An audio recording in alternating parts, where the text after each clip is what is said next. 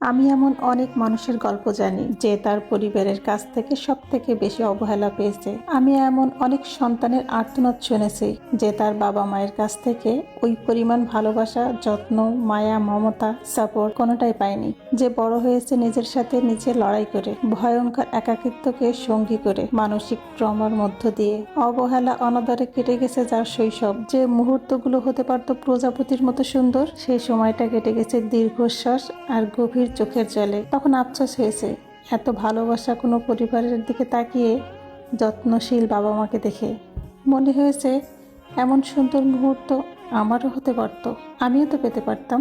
আবার কখনো বা হয়েছে নিজের প্রতি নিজের প্রচুর অভিমান। সৃষ্টিকর্তা সবাইকে সবকিছু সমানভাবে দেয় না। এই পৃথিবীতে সবাই লড়াইটাও এক না। এক বুক ভালোবাসা নিয়েও কেউ কেউ অপেক্ষা করে যায়, আবার কেউ সেই ভালোবাসা না চাইতেও পেয়ে যায়। বাবা মায়ের মাঝে একটা সুন্দর সম্পর্ক, ভালোবাসা যে পেয়েছে সে কোনোদিনও জানবে না এগুলো না পাওয়ার অভাব কতটা, কেমন নিজের সাথে নিজে লড়াই করে বড় হওয়ার ব্যাপারটা কতটা দুর্বিশ্ব, কতটা একাকিত্ব, কতটা অবহেলা, এটা কেউ জানবে না। এটা তারা বুঝবে না, কখনোই তারা অনুভব করবে না, কখনোই বুঝতে পারবে না।